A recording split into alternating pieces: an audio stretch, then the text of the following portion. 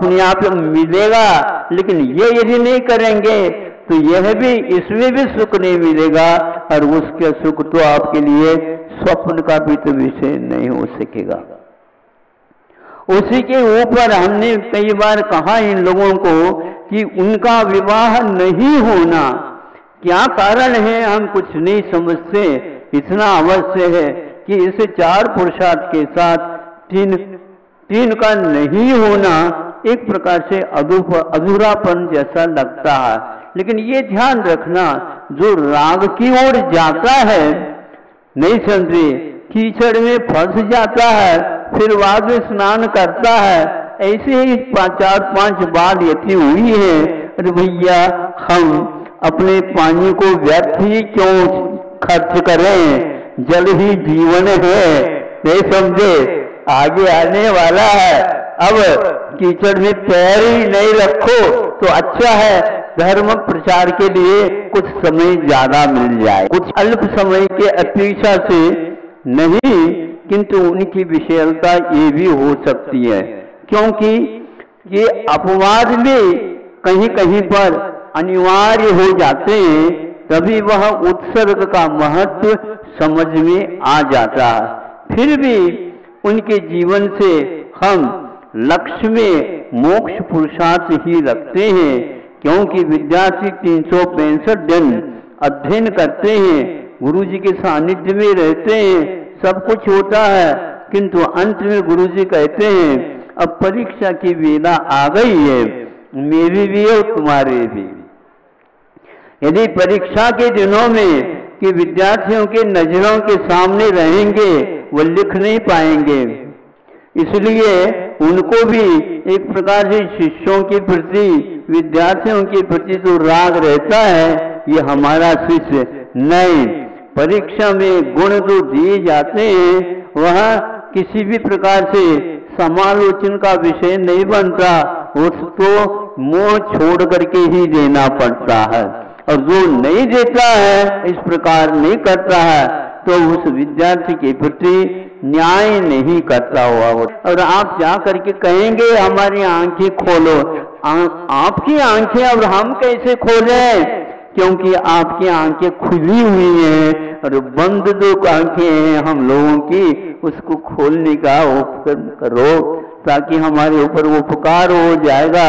हम तो आपको कभी भूल नहीं पाएंगे, क्योंकि हमारी आंखें खुल नहीं पा रही। बाहर की आंखें तो बहुत खुल गई, किंतु आत्मा की आंखें खुल नहीं पाती। वो कर्नाटक भाषा में मुक्कन्न कहते हैं, मुक्कन्न, मूर कन्नु बड़ु इरुत्तवे ಅವರಿಗೆ ಅನ್ನುತ್ತಾರೆ मुक्कन्ना। जो 3 आंखें जिसको होते हैं वह त्रिनेत्री कहलाते हैं। आपके 2 नेत्र वाले हो, इसके लिए अंजन तो लगाया जा सकता है, लेकिन गुरु तो वो होते हैं इन 2 के साथ भीतरी आंखों में भी सलाई चढ़ा देते हैं।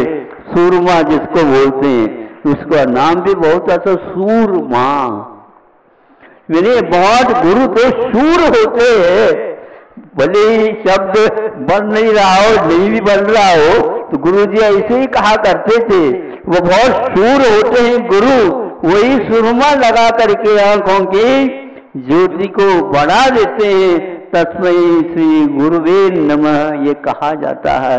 गुरुओं का कहाँ तक हम स्वरूप के बारे में बताएं, हम तो उनकी देख करके, स्वरूप को देख करके ही अपने स्वरूप का भान कर लेते हैं। उनका प्रत्यक्ष स्वरूप देखो तो अनुमान गम्य जो अपना स्वरूप है अपने आप ही आ जाता है। मैं अनुमान को यहां पर भी मान के पीछे उपसर्ग ही लगा है। कहीं कहीं उपसर्ग असहनीय हो जाते हैं और कहीं कहीं उपसर्ग कैसे होते हैं। अब देखो ब्राह्मणों ने क्या सोचा होगा, किसने उनको नाम विप्र रखा, ये बड़ा अद्भुत लगता है मुझे। विप्र मतलब विशेष रूप से न प्रयोगों कुर्वन्ति आत्मनि आत्मना, अपने आत्मा में विशेष रूप से जो प्रयोग करते हैं, योग ध्यान इत्यादि अलग प्रयोग हुआ करते हैं। अपनी आत्मा की शरीर चिकित्सा करने वाले केवल विप्रयोग बोलते हैं इसको, कि पूर्णतः मुक्ति प्राप्त करने के लिए। मोक्ष शब्द की व्याख्या एक प्रकार से किस अपेक्षा से की जाती है? गुरु जी ने कहा था मुचलरी धातु से यह मोक्ष बना है। मोक्तुम इच्छु नहीं, किंतु मुचलरी त्याग के अर्थ में मैं त्याग करना चाहता हूं जो राग के साथ चिपक गया है। गुणों का स्वरूप का कभी त्याग नहीं होता और वह रागमय बन गया है, क्योंकि बाहरी पदार्थ को ले रखा। इसको जब तक मैं छोड़ने का संकल्प नहीं करता हूं, त्याग करने का संकल्प नहीं करता हूं, तब तक मुझे मुमुक्षु कोई भी नहीं कर सकेगा। आज प्रत्येक व्यक्ति अपने आप को मुमुक्षु के कोटि में रखना चाहता है, छोड़ने के अर्थ में है, नहीं समझे, छूट जाने के अर्थ में नहीं, अपने आप ही छूटना नहीं है। गुरु जी कहा करते थे, एक व्यक्ति आए थे, स्वरूप का ही चिंतन करते थे, वो भी एक सौभाग्य का विषय है, स्वरूप का ही चिंतन करते, किंतु स्वरूप किसको कहना ये उसे मालूम नहीं। महाराज निश्चय ने के अपेक्षा से आत्मा तो कभी स्वीकार करती नहीं है, क्योंकि सांख्य मत में यही लिखा है कि वह आत्मा का स्वरूप ऐसे है कि वह कर्ता धर्ता नहीं बनते, किंतु केवल भोगता रहती है। चेतन उसका संवेदन स्वरूप है। इस प्रकार और इसी प्रकार मैं आत्म तत्व हूं। बिल्कुल ठीक कह रहे हो। मुझे ये बताओ, आपने जो धोती पहनी, नहीं समझे, लुंगी पहनते तो फिर भी ठीक था, लेकिन धोती पहनी, पहले लुंगी पहनी, फिर इसके ऊपर धोती के एक छोर को आपने कांच बना दिया। ये बुद्धिपूर्वक कांच लगाई गई है या यूं ही? बता दो, हमें बता देना, क्योंकि राग तो आपके पास है ही नहीं। अब यदि बुद्धिपूर्वक राग किया है तो उसको बुद्धिपूर्वक ही उतारने का भी काम होना चाहिए। हम रागी बन गए ब्राह्मण हो करके, अब बुद्धिपूर्वक उतारने का कार्यक्रम प्रारंभ कर लो, बहुत जल्दी उतार लेंगे, क्योंकि ज्ञान तो आपके पास है ही, श्रद्धा तो भरा हुआ है ही। अब ब्राह्मण बनने में, बाहर से भी बनने में क्या, उसमें कुछ है ही नहीं, लेकिन महाराज भीतर तक पसीना आता है। इसका अर्थ भीतर तो ब्राह्मण है, ब्राह्मण को तो पसीना नहीं आना चाहिए, क्योंकि विप्र महोदय है, सारे उपसर्ग को सहन करने की क्षमता है, किंतु वह यदि नग्न में धारण करते हैं तो आत्म तत्व तो बिल्कुल नग्न है, आकाशवत अमूर्त, आकाश के समान अमूर्त है। तत्वम असि, तत्वम असि, तत्वम असि। आप कैसे हैं? तत् तुम असि, वह के बराबर आप हो, इसलिए तत्वम असि त्वम। तत्व आप ही है। जो द्रव्य है उसका स्वभाव का नाम ही तत्व कहलाता है। तत्व ही एकमात्र प्रयोजन भूत है द्रव्य के लिए, वह शोभास्पद होता है। द्रव्य तो है त्रैकालिक, लेकिन मठमेला होता है। तत्व के अभाव में उस द्रव्य की दशा बड़ी खराब हो जाती है। कई बार ये सोचता हूं कि वह आत्मा कैसा है, शुद्ध है, बुद्ध है, सनातनोस्ति, वह सनातन भी है। एक बार आए थे, कई संत एकत्रित हुए थे, अमरकंटक का स्थान था, वहां पर अनेक मठ बने हुए हैं, सादगी रहती है, वहां पर सुई गिर जाए तो भी सुनने में आ जाती, ऊपर की सुई नीचे, नीचे की सुई ऊपर गिर जाए, वहां ध्यान लगाने की आवश्यकता नहीं पड़ती, ध्यान लग ही जाता है। लेकिन उन लोगों का ध्यान लग जाता है जिसके पास सुई नहीं रहती है। अब जिसके पास मान लो अंबार अंबार भरे हुए हैं, तो वहां पर वह दिगंबर दिखेगा कैसे? तो आकाश को भी आप यदि कपड़ा पहनाना चाहते हो तो हम क्या करें? पीतांबर हो गया, श्वेतांबर हो गया, रक्तांबर हो गया। अब आप लोग भी उन्हीं के देख करके आप कौन से अंबर वाले, हम दिगंबर हो गए। तो दिशा का नाम अंबर है। दिशा को ही अंबर मैंने एक प्रकार से वस्त्र को जिन्होंने बनाया। वेदों में भी इसका कथन आता है। यह बहुत विषय अच्छा है कि आज पूरा पूरा बनारस सार के रूप में आया है। वह इन 4 वेदों में रात का जो प्रसंग है उसको सब मिल करके थोड़े सोचे विचार करें। ये व्रत से संबंध रखने वाला व्रत कहां से आ गया? वेदों में बड़ा महत्वपूर्ण विषय है। ये ब्राह्मणों के बिना कार्य नहीं हो सकता।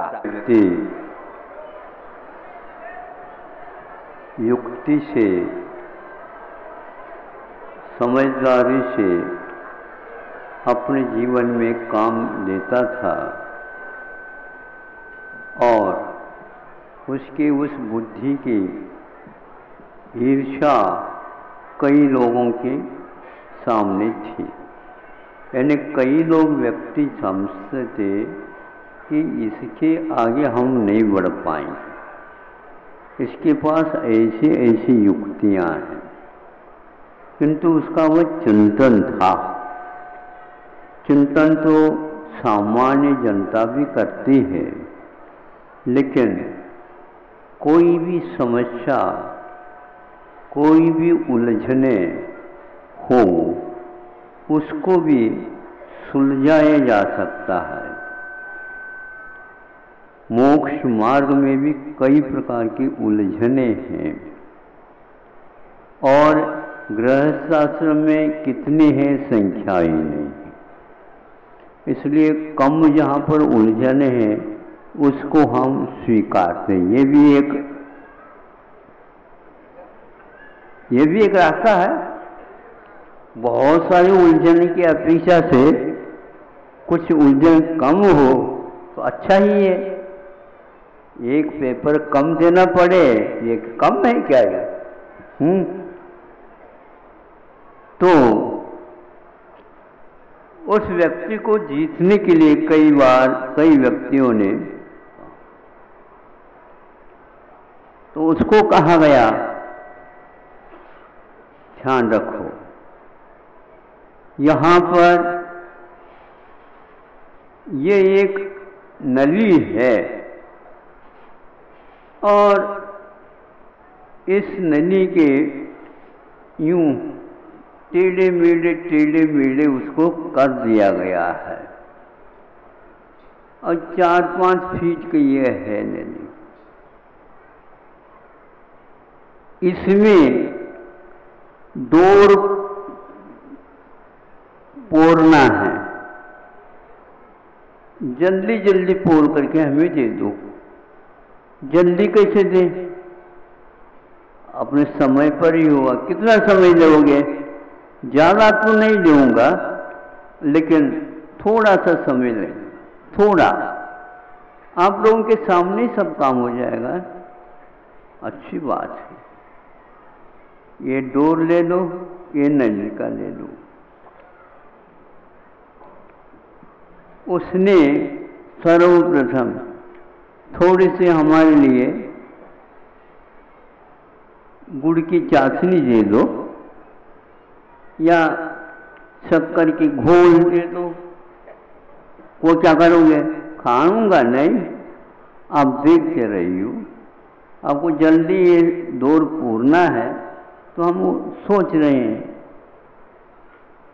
तो ला करके दे दिया। ला करके देने की क्या, साथ ही साथ चींटियां आ गई। नहीं समझे?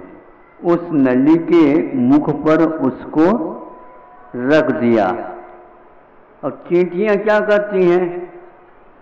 कोई किसी मीठी चीज को देखते हैं और बिल में घुस जाती हैं, तो उसमें पकड़ ली और उस नली में बिल में घुस गई। घुसते घुसते घुसते घुसते वो चली गई। 2 मिनट नहीं लगा, उस छोर तक पहुंच गई। तो उस छोर तक पहुंचते ही उसमें से छोर ले लिया, गांठ ये ले दो, फोड़ दिया। आप सुन रहे हैं? दुनिया के इससे भी बड़ी बड़ी उलझी हुई कार्य आप लोग करते हो, और हमारे सामने आकर ही कहते हो महाराज हम उलझे हुए हैं। बताओ, मोक्ष मार्ग में उलझन है ही नहीं, फिर भी आप लोगों के पीछे से वो उलझने हो सकती। ऐसे ऐसे भयानक रोग होते हैं। हाँ, चुंगा चुंगा उसको खरीद सकते हो, स्पेशल एक और भी रख सकते हो, सब कुछ कर सकते हो, किंतु करंट को खरीद नहीं सकते। महाराज कैसे नहीं कर सकते? हम तो लाइट फिटिंग करते हैं, लाइट फिटिंग कहीं भी नहीं होती, आज तक हमने नहीं देखी। अब यहाँ होती है क्या? नहीं होती ना। वायर फिटिंग तो हो सकती है, लाइट फिटिंग नहीं होगी। ये बड़ी समस्या है। इसलिए हमारी आत्मा जो है लाइट की भांति है, करंट की भांति है, जो हमारी है। बाकी ये चीज़ें हमारी है ही नहीं। इसलिए हमने कहा इतने सारे उलझन के अपेक्षा से अपने आत्मा को करंटदार रखो, और कोई सुने या न सुने अपने आप सुनते जाओ। हाँ, स्वप्न में भी यह लाइन कभी भी वायरलेस नहीं हो पाते हैं। इसलिए हमारा कहना है, आत्मा की गवेषणा करना चाहते हो, बाहरी पदार्थों में मत जाओ और अपने आप की ओर आ जाओ। बाहरी किसको हम कहें? जो कुछ भी दिख रहा वह सब बाहरी है। उसकी व्यवस्था में, उसके उलझनों के लिए तो आप तैयार हो जाते हो, और अपनी आत्मा को पाने के लिए कोई उलझन है ही नहीं, अथवा उसको हम किसी इंद्रिय के द्वारा देखा नहीं जाता, इसलिए वह हमारे लिए प्राप्त नहीं होगी। ऐसी धारणा आप लोगों ने बना रखी है।